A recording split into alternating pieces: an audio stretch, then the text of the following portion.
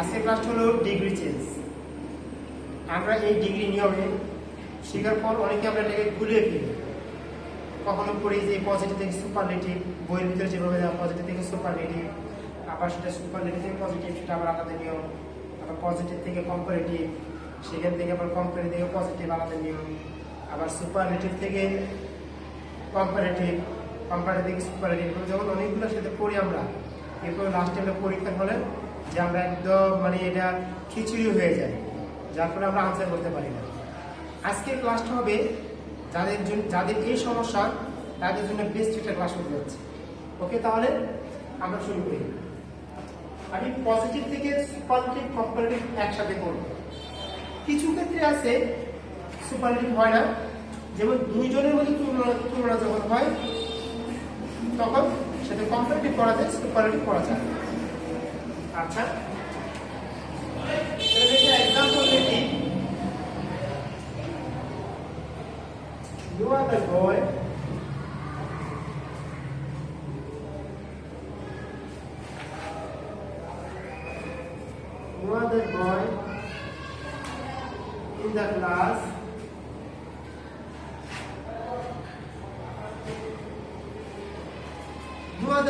the class is as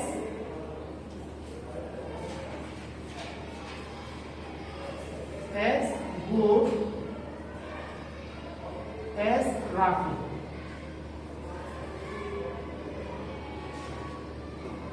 No other boy in the class is as good as Rafi. This is positive sentence, positive degree. এটা একটা positive degree.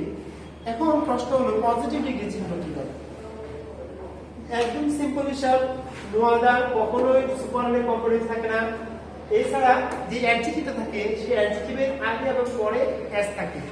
কখনো কখনো প্রথমে S না থেকে so থাকতে পারে। হাত ধরে গেলে একটা ক্যামেরা সমস্যা চেঞ্জ করে। কখনো কখনো প্রথমে এস না থেকে সো থাকতে পারে, বাট অ্যাডজেক্টিভের পরে সবসময় এস থাকবে। তার আগে পরে এস, অ্যাডজেক্টিভ এস অথবা সো অ্যাডজেক্টিভ এস এরকম থাকবে পজিটিভে।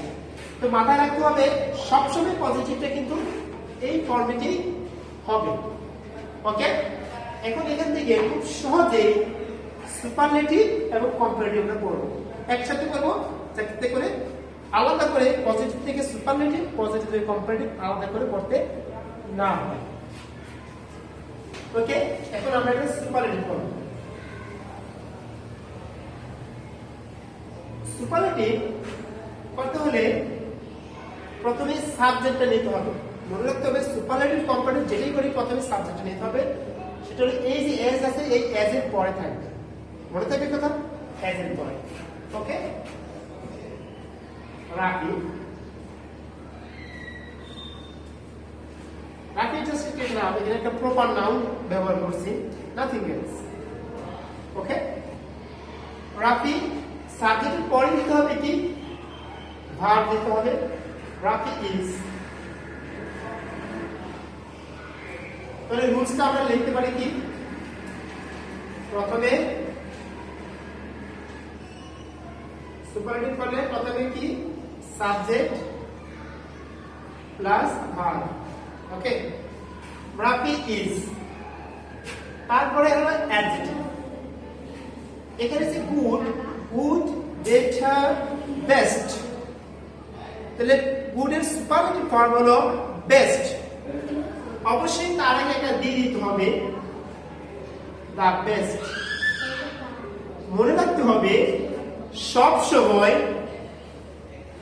সুপারলেটিভ করার জন্য অবশ্যই অ্যাডজেক্টিভ আগে দিয়ে দিতে হবে। তাহলে আমরা এখানে লিখতে পারি, এখানে দি বসবে। পাশাপাশি একই সাথে আরেকটা রুলস আমরা ফলো করে ফেলি, নো আদার না থেকে যদি ভেরি ফিউ থাকে, যদি ভেরি ফিউ থাকে, এটা হলো নো আদার থাকবে। আমরা লিখে দেই নো আদার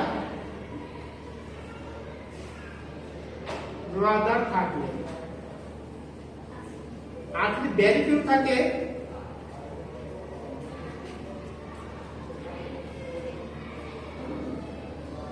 তাহলে এই ডি এর পরিবর্তে শুধু ওয়ান অফ ডি হবে, ওয়ান অফ। তাহলে ডি এর আগে শুধু হবে ওয়ান অফ হবে যদি এখানে নো আদারের পরিবর্তে ভেরি ফিউ থাকে। এইটুকু পার্থক্য। বইয়ের মধ্যে আবার নতুন করে ভেরি ফিউ থাকলে এই হয় সেই হয় অনেক কিছু, যার ফলে এত নিয়ম পড়ার ফলে আর পারা যায় না। আমরা সেটাকে খুব সহজভাবে পড়বো। এই দেখো আগের ক্লাসে যেমন অ্যাক্টিভ থেকে প্যাসিভ দেখেছি, সেখানে ভার্ব চেঞ্জ করা একদম সিম্পল হয়ে দেখেছি, ন্যারেশন একই তাই। আবার সামনে প্যাসেজ ন্যারেশন আসবে, একের পর এক আমরা টপিকগুলো নিয়ে আসবো একদম সহজ পদ্ধতিতে। তাহলে রাফি ইজ দ্য বেস্ট। এখন কি আছে, এই যে সামনে এস পিছনে এস সেগুলো কিন্তু সুপারলেটিভ এবং কম্পারেটিভ থাকে না। তাহলে রাফি ইজ দ্য বেস্ট, এবার নো আদার, এই নো আদারের পরে যা থাকে সব লিখতে হবে। Boy in the class, boy in the class. Okay, just যদি ভ্যালু থাকতো শুধু হয়তো Rafi is one of the best boy in the class, এখানে নো আদারের পরিবর্তে ভ্যালু থাকলে শুধু ওয়ান অফ। তাহলে আমরা একসাথে দুটো নিয়ম শিখে ফেললাম। কি বুঝতে পারছো? বুঝতে পারছো না? জোরে আনসার করো। এস।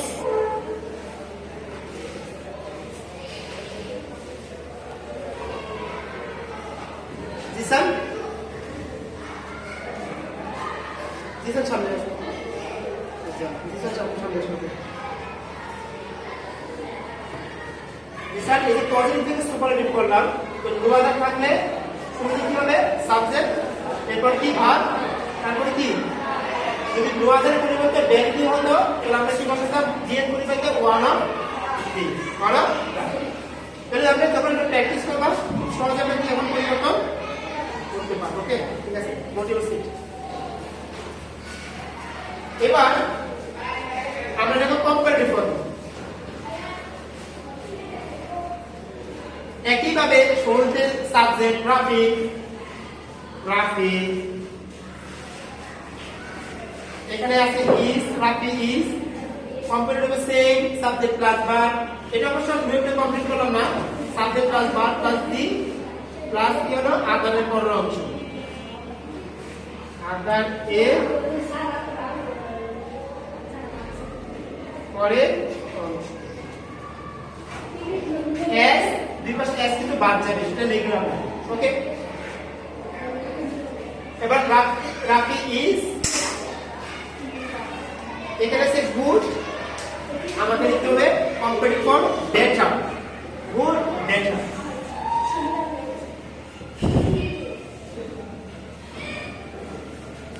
রাফি ইজ বেটার,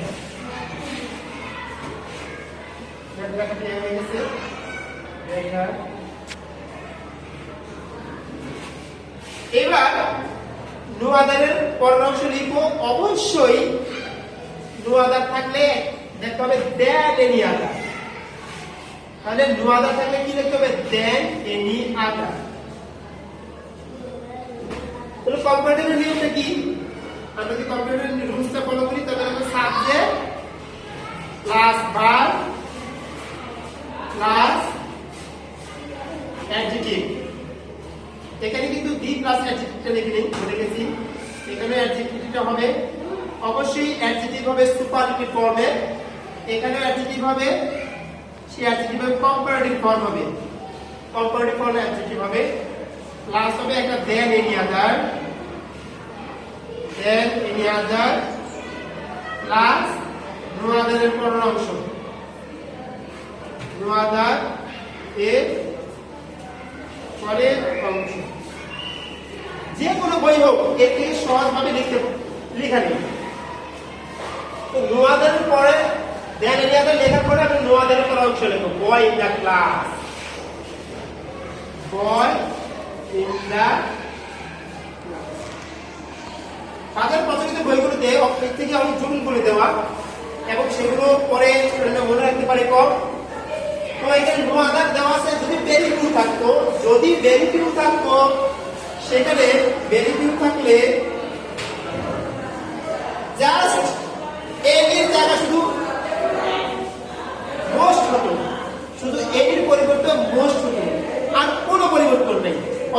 দেখবেন আবার বেরিং করতে গেলে নতুন করে আবার সম্পূর্ণ নিয়মগুলো লেখা হয়েছে, যার ফলে কঠিন হয়ে গেছে।